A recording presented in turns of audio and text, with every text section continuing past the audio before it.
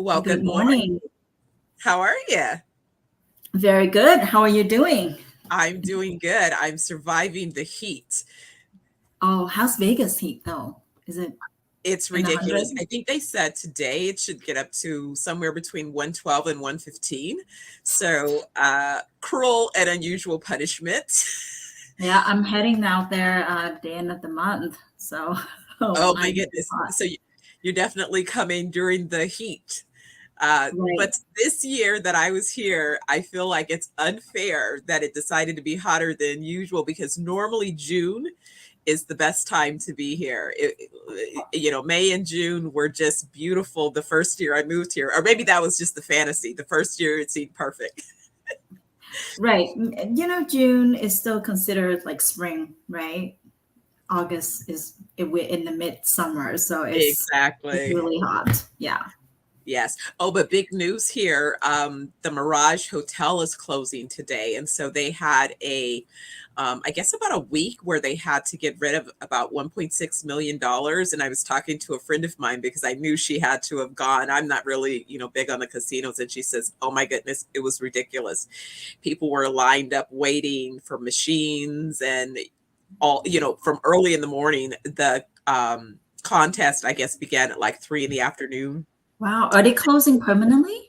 Yes, they're going to be, I think they're going to demo the property for another purpose. I think they're building either the NBA stadium or something else there. I don't remember which one of the properties, or is that Tropicana? Anyway, two properties are being closed and being repurposed for other uses. And I think that Mirage is one of those. There's a lot of competitions out there because people like to stay in a newer hotel and beautiful hotels. All those whole hotel need to be updated. Otherwise, people are not gonna spend the money there, right? Yeah, absolutely. Well, before we go any further, we must say hello to all of you and welcome you to another episode of Wealth Doctors. I'm Dr. Stephanie Ardrey, and with me is Dr. Andrea Le, and we're so happy to see you. We love coming to you each week, sharing information about generating wealth for yourself and your family and your communities through your efforts of putting those things forward. So we are coming to you from two different locations, Dr. Le in Orange County, California, and myself in Henderson, Nevada today.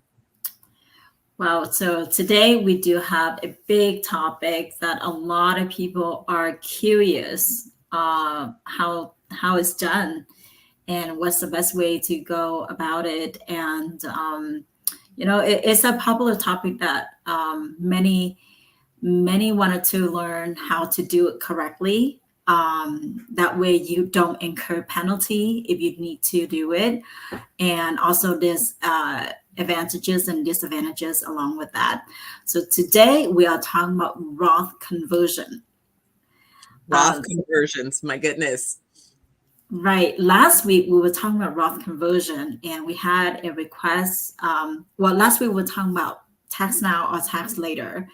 And this week, because of the request of one of the viewers said, why don't we talk about Roth conversion? I said, okay, let's do it. Absolutely. Yeah. And because it does come up, especially when people are thinking about shifts. And then I also think that it's important when we're considering things like, as we say, what's happening in terms of where you are in your tax bracket, what's happening as relates to are you making any retirement plans? Are you going to be exiting your company and looking to then shift resources from a company-led 401k, for example, to some other vehicle as you depart the organization. So there's a few different scenarios that may present themselves where this would be something that you'd want to consider and you'd want to know, is now the best time to convert it, or is another time a valuable time to convert it? And so that requires, I think, both understanding from the financial perspective, but also from the tax liability perspective, how to best make the decision. I think the popular reason why people like to convert from a traditional IRA or 401k or 403b or 457 or SEP IRA even, the two most popular reasons are they don't have to pay tax later on when they withdraw the money. So that's one of the big advantages. And also the second one is no required minimum distribution compared to the 401k plan and IRA. You are subject to required minimum distribution at age 72 and a half or 73. If you don't take it out that year, which is require you to take a minimum amount from your 401k, you will get penalty, and it's a big penalty. And not a lot of people are aware of that, because they're thinking, the longer you wait, the longer you grow your money, the more you have, because we would love to see more, right? But when you are MD or require minimum distribution from your IRA, you may subject to a larger tax bracket at that particular time. Your provisional income might be increased. You have more rental incomes, or you have other sources income, and they're all combined together. That would bring your tax bracket to the higher tiers, and that could cost you a lot more if you waited that long to take out your money. So now, and again, remember the IRA before 59 and a half, when you withdraw, you have to pay penalty of 10% on top of the tax that you have to pay. So there's many things that you at least those are the two most important reason why people love Roth, because whatever the money you grow in there, you don't have to pay tax later on. So that's a huge advantage. However, a lot of people, there is a limit how much you can contribute to Roth. So if you are 50 or under, maximum Roth contribution is $7,000 per year. And if you over 50, it goes up to $8,000 per year. And now, as far as the income limit, it doesn't have an income limit as well. So you make a certain amount, like let's say your modified adjusted gross income is over 146 for a single filers, then you're not qualified for the contributions. So a lot of people would choose to do Roth conversion for that reason, because for the 401k contribution or IRA contribution, you have no income limit. There is a limit of how much you can contribute per year, but there's no income limit, and you can eventually convert that over to Roth each year. You can do one time, which is going to incur a lot of taxes. We wouldn't recommend that, but or you can do partial conversion. Yeah. So that's interesting, because I think that that's why it's so important to have a plan, because you need to factor in several things. And to me, I say it always requires a little bit of an analysis where you can compare apples to apples. So I love being able to kind of put it in a spreadsheet and see, okay, well, if I make this particular decision, then these are the particular costs at this time. If I do a partial, or if there are other investment ideas. I mean, I've been talking to people that are looking at exiting an organization, for example, and then wanting to manage their retirement plans themselves. So converting into a self-directed IRA in that process and what that looks like. But as you mentioned, the benefits of not necessarily just making one decision, a partial conversion into some diversified strategies, but you'd want to know what those strategies are before you start making those decisions, so that you could further really evaluate, what the potential outcomes would be from each of those decisions, and at what time in the future are there kind of consequences, or are those time horizons or financial limits, or any of those variables that can impact the decisions that you're attempting to make. Right. The process how to do it is very simple. How to convert from a traditional account, IRA or 401k, into Roth. You basically just transfer the amount from the traditional IRA or 401k, given that you have left the company. Usually, if you are working as your current company right now with a 401k plan, they will not allow you to do that. But if you over 59 and a half, sometimes they allow you to roll over if you have certain amount, but different companies may have different rules apply. So you want to check with your company for how and when you can convert.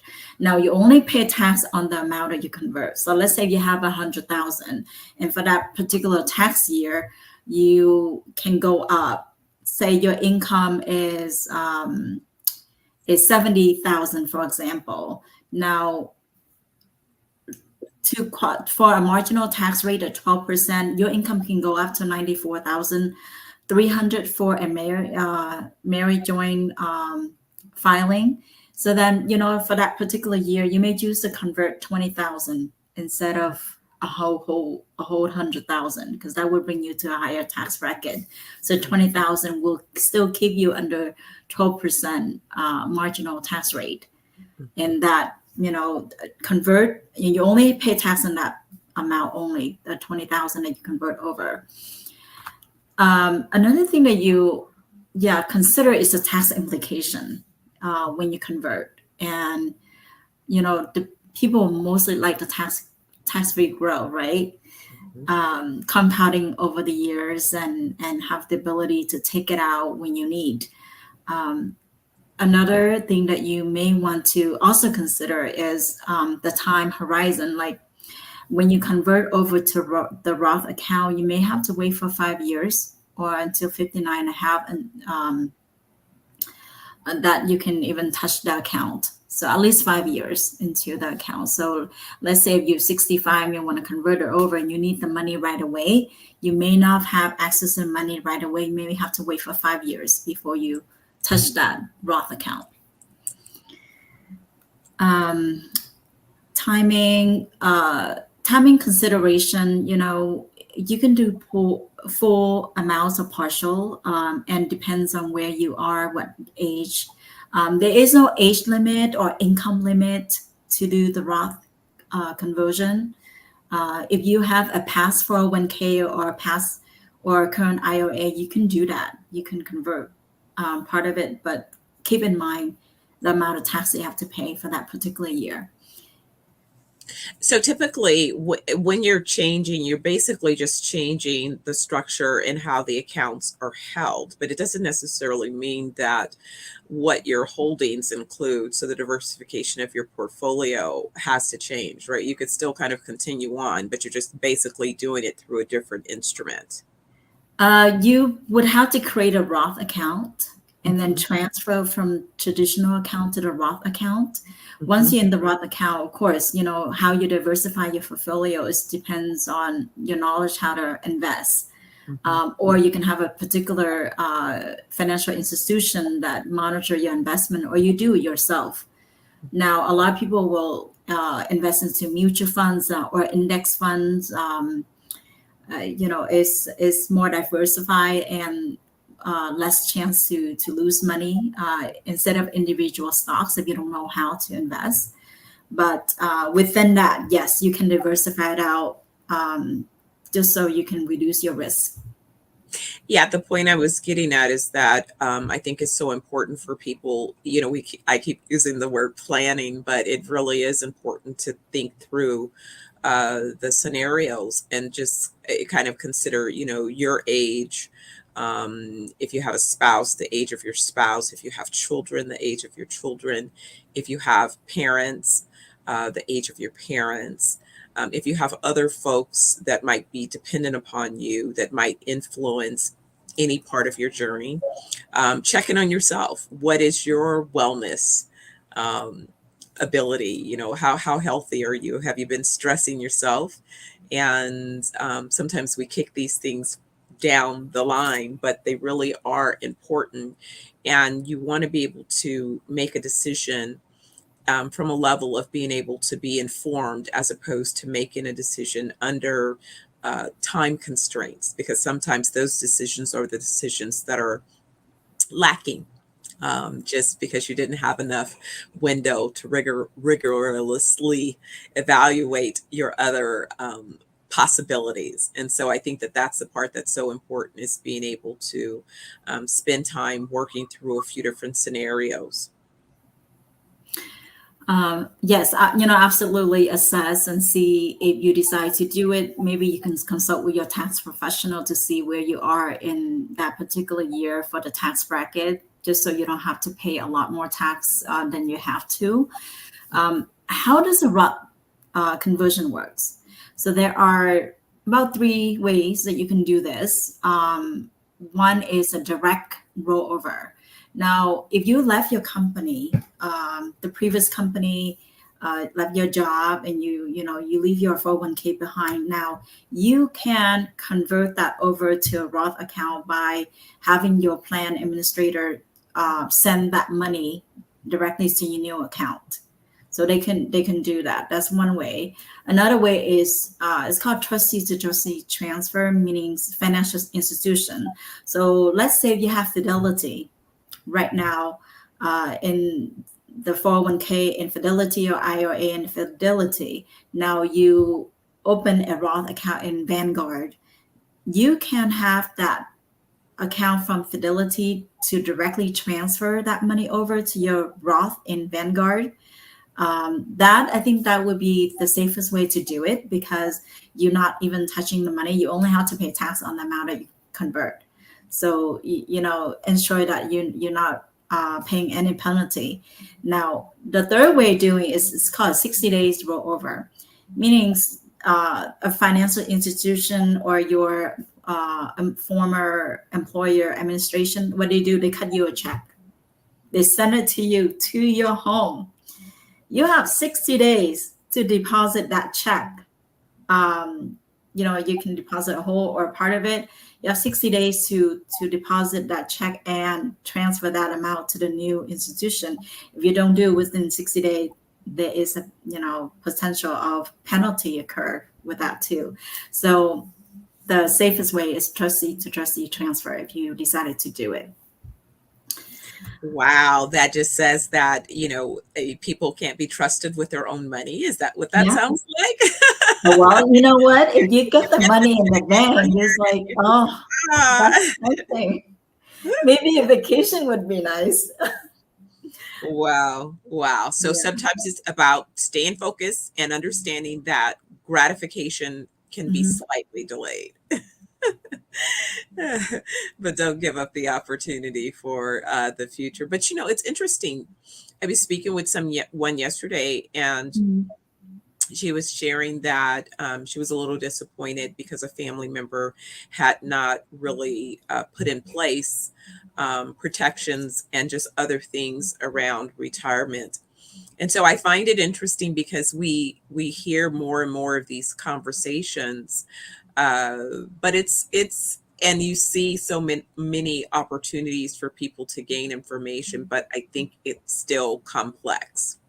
And I know that that's why we've even talked about not only taking these conversations a little bit further in depth from just the vlog that we're doing each week, but even adding webinars so that we can really drill down and help people to understand some of these options that they should consider as they're planning for the future, for not only themselves and again for their families. So here's my challenge to anyone that's listening. If you would be interested in having us invite you to a free webinar, send us an email at info@wealthdoctors.us, not only indicating your interest, some of the times that you might like to check out this webinar, but the topics that you might be interested in us doing a deeper dive on. And we will plan some of these webinars so that we could spend a little bit more time, probably even inviting in some of the representatives. It'd be great to have a representative from, Fidelity, a representative from Vanguard, some of these other organizations that assist in this process, to provide you with information about how this is done and executed. Right. Yes. I mean, a webinar would be great. That would provide, general public more information. And if you have questions, you can just put in your question then. And that's an opportunity to learn more about a particular topic. So back to the Roth conversion. When does Roth conversion make sense? I mean, people love to not pay tax, right? Because that's the main primary reason. But is your tax bracket high now? Is it going to be high later on? So those are the questions that you need to consider. The big question is to pay you're able to pay tax now for the amount that you convert over. Also, times is time on your side.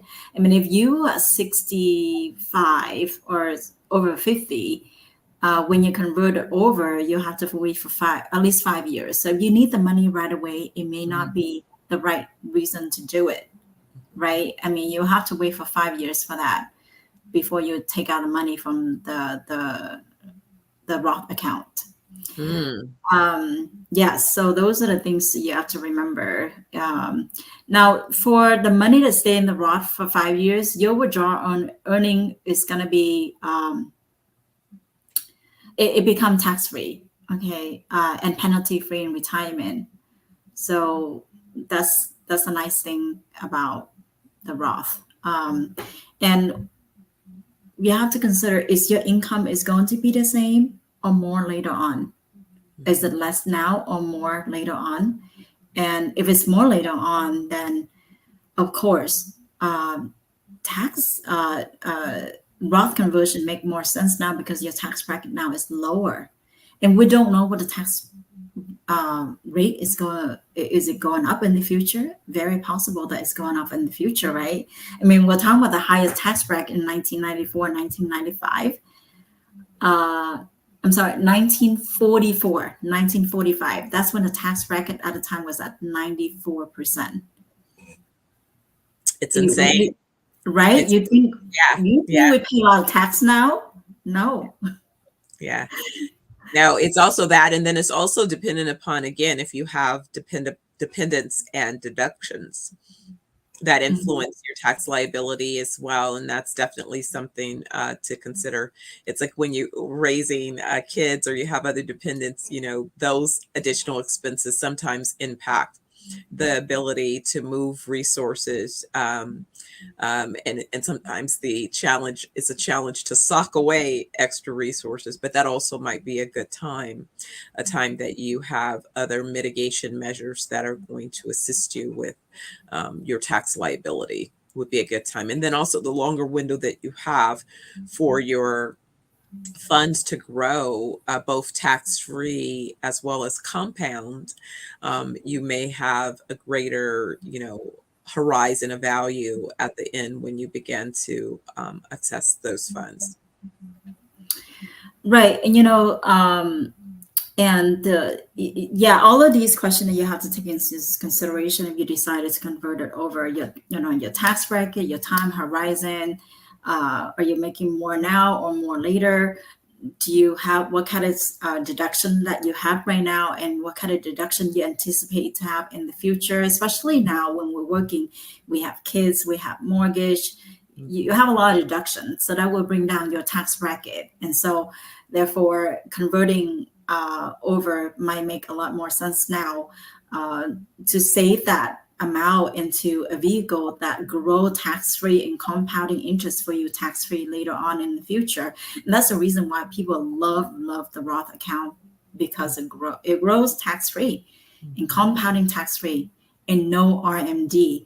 So, but the one thing that people haven't considered, especially if you are, you're well-versed with the stock market, you know how to invest, it's no problem for those people. But for people that have no idea how to invest and no knowledge how to diversify, how to keep the account or how to monitor the account to make sure you gain each year and avoid the market loss, then, you may want to involve some financial professional to help you with that process and as far as diversification, because even though that you're compounding interest and you're not paying tax later on, but if your account is not growing, then that's or at least beating the inflation, right?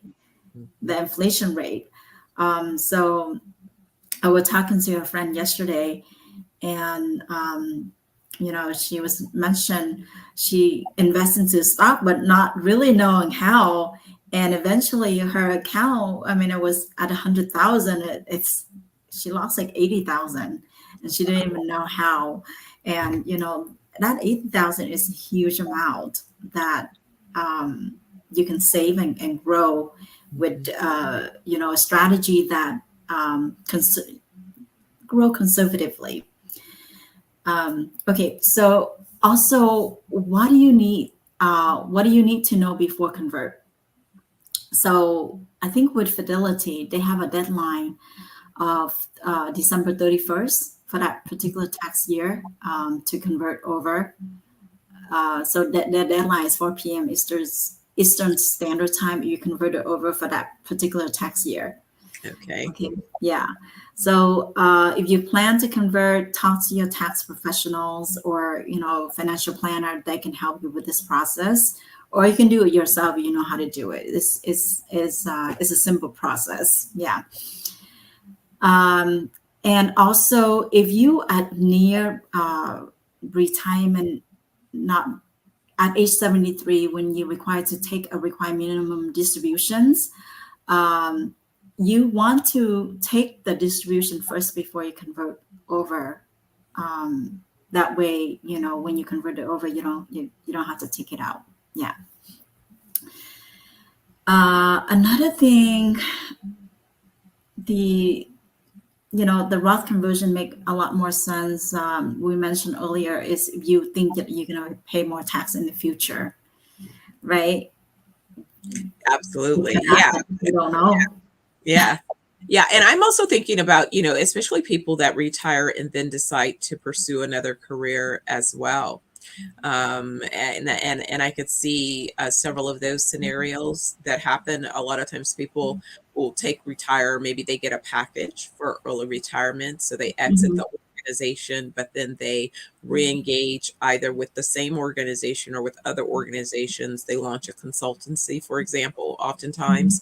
And I could see then, that conversion basically creating two opportunities. One, to go ahead and transfer those funds, but two, to mitigate whatever the tax liabilities are at that point, but also three, as leverage with building out the next organization and also saying that, hey, I'm not going to need the resources for the 5 years, especially if I have another stream of income that I'm going to be able to rely upon, but then also the potential opportunity now that I have this vehicle available, being able to also from this new stream of income, put money into this now new source that's going to allow for both compounding and tax-free growth. I could just see so many upsides from that type of strategy being available. Right. I mean, there's different ways that we can do this. One of the questions a lot of people ask when they do conversion is how much tax do you pay on your Roth conversion? Now, how much taxes really depend on your tax bracket, period. So you want to keep that tax bracket marginal rate under, under, like, let's say if you're within the 12% and you want to keep that amount under 12%.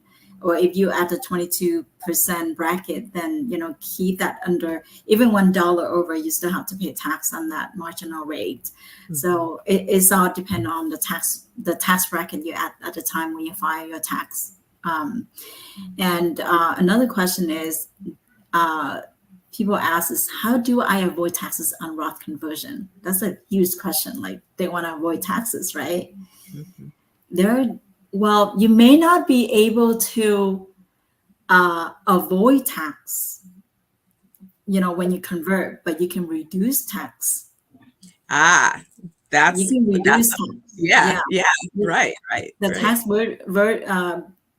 burden, like stay within your marginal rate and having more tax reduction during the working years when you have kids and mortgage and all of that. So you can reduce your tax bracket in that particular year.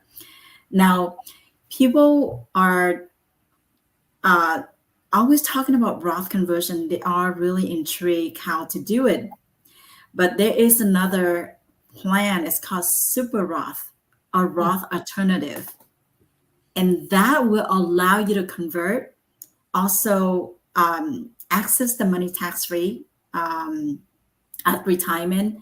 And if you are a person with conservative growth, and I mean, conservative and not care about the appreciate of the stock market so much, then this might be the right vehicle for you, because it's safe, it's protect your principal 100%.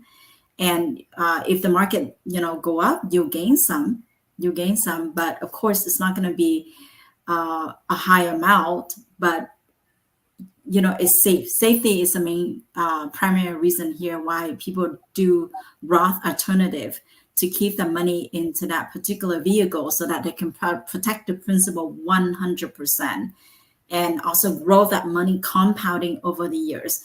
We're talking about if you grow conservatively, maybe about 8% per year, right? Even 8% per year, like the S&P 500 for the course of over 15, 20 years, the growth is about average 8%, 7.3 average. Now with these kind of vehicle, it could be 8%, and compounding that over the years, your money could double in about 8, 9 years, 10 years. Mm-hmm. And your principal is 100% protect. So that's what most people care, especially near retirement. You don't want to lose a penny of your hard-earned money. Mm-hmm. So that's another possible way that people can convert Roth alternative. And if you're curious how that works, reach out to us. We can walk you through that process, or go over a plan that fit your scenario, your financial situation, and your goals. Yeah. Absolutely. Yeah, it's again, it all just comes down to thinking about what it is that you need and what's available in terms of options. It's about gaining insight and information, and just planning your future so that you can shift your money into position to work for you. You've worked for it, so now you want your money to continue to work for you. Well, Exactly. as usual, we find ourselves at the top of the end of our time together, our time allocated for this particular conversation. It goes so fast each week, I tell you.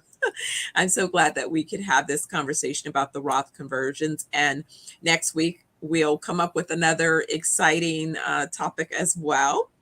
And we are grateful that you joined us today. We hope you'll join us again next week. Remember, if it's 10 a.m. Pacific time, it's time for wealthdoctors.us. Thank you. Have a great day.